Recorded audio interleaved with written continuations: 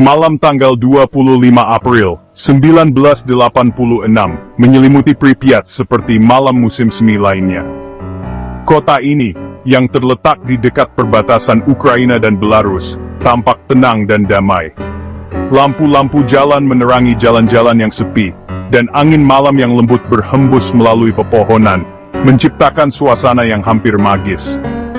Keluarga-keluarga bersiap untuk perayaan hari buruh, anak-anak tidur nyenyak, dan para pekerja di pembangkit listrik tenaga nuklir Chernobyl di dekatnya menjalankan giliran kerja mereka. Di rumah-rumah, orang tua merencanakan hari esok, sementara anak-anak bermimpi tentang parade dan perayaan.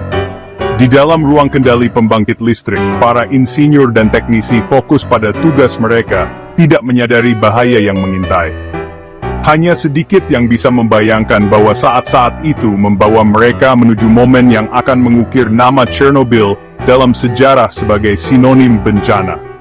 Pripyat, yang dibangun sebagai kota model Soviet, akan segera menjadi simbol kehancuran dan penderitaan. Warga yang menjalani kehidupan sehari-hari mereka tidak tahu bahwa mereka berada di ambang tragedi yang akan mengubah hidup mereka selamanya.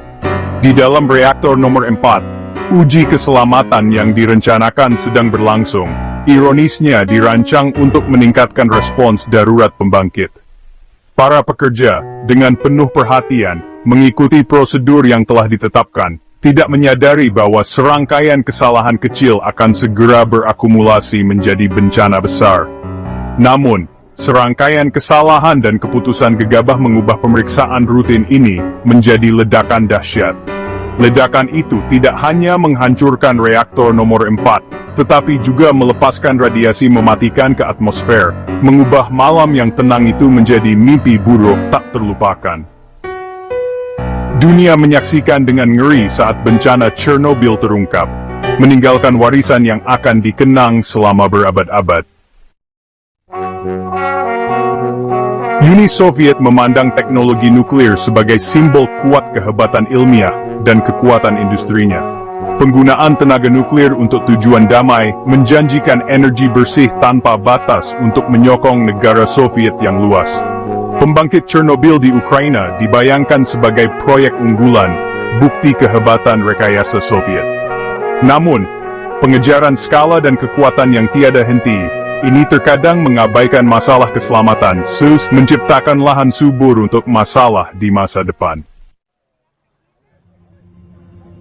Inti dari bencana Chernobyl adalah reaktor RBMK-C2, sebuah desain yang unik milik Uni Soviet. Reaktor ini dirancang pada era Perang Dingin, ketika perlombaan nuklir antara Amerika Serikat dan Uni Soviet sedang memuncak. Desain ini dianggap inovatif pada masanya, tetapi menyimpan banyak bahaya tersembunyi yang tidak disadari oleh banyak orang. Berbeda dengan kebanyakan reaktor barat, RBMK menggunakan air sebagai pendingin, tetapi grafit sebagai moderator, yang menimbulkan kerumitan operasional yang signifikan. Kombinasi ini menciptakan tantangan unik dalam pengelolaan reaktor, terutama dalam kondisi darurat. Satu kelemahan fatalnya adalah koefisien kekosongan positif, artinya hilangnya pendingin dapat menyebabkan lonjakan daya yang tak terkendali. Ini berarti bahwa dalam situasi di mana air pendingin menguap, reaktor justru bisa menjadi lebih reaktif dan berbahaya. Selain itu, batang kendali memiliki cacat di mana penyisipan awalnya justru dapat meningkatkan reaktivitas untuk sesaat. Ini adalah masalah serius karena batang kendali seharusnya mengurangi reaktivitas, bukan meningkatkannya, terutama dalam situasi darurat. Kurangnya transparansi ini dan kelemahan bawaan desain RBMK menciptakan bom waktu. Pemerintah Soviet seringkali menutupi kelemahan ini, yang akhirnya berkontribusi pada bencana Chernobyl. Desain yang cacat dan kurangnya komunikasi yang efektif, membuat tragedi ini hampir tak terelakkan. Rangkaian peristiwa yang mengarah pada bencana Chernobyl dimulai dengan uji keselamatan rutin pada tanggal 25 April 1986. Uji tersebut ditunda, sehingga dilakukan pada giliran kerja malam oleh kru yang kurang berpengalaman dan kurang siap. Daya reaktor anjlok ke tingkat yang sangat rendah, jauh di bawah batas operasi aman. Bukannya membatalkan uji, keputusan dibuat untuk meningkatkan daya, membuat reaktor dalam konfigurasi yang sangat tidak stabil dan berbahaya. Kepemimpinan dan budaya operasional di pembangkit Chernobyl memainkan peran penting dalam tragedi yang terjadi. Wakil Kepala Insinyur Anatoly Dyatlov menekan operator untuk melanjutkan uji, meskipun kondisi reaktor tidak stabil. Para operator, yang bekerja dalam sistem yang cacat, berhadapan dengan desain reaktor yang diketahui memiliki ketidakstabilan. Keputusan untuk menonaktifkan sistem keselamatan penting adalah pelanggaran nyata terhadap peraturan operasi. Kombinasi kesalahan manusia dan cacat desain yang tersembunyi ini menciptakan situasi yang sangat buruk.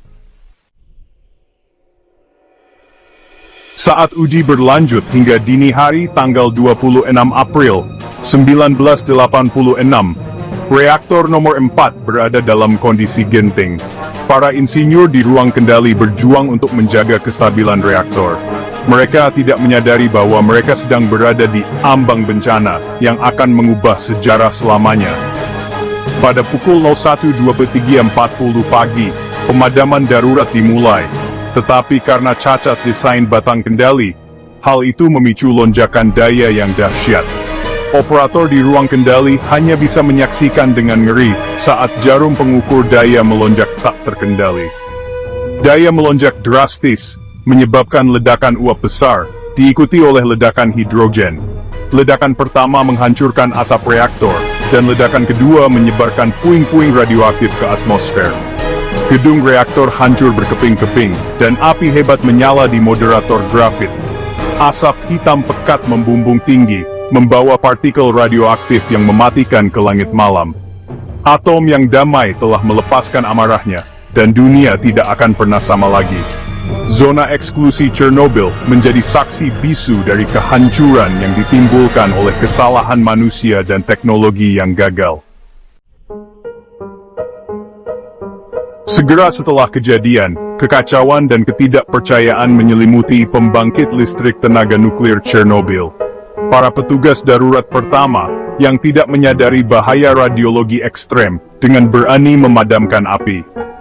Banyak dari pahlawan ini meninggal secara menyakitkan karena sindrom radiasi akut.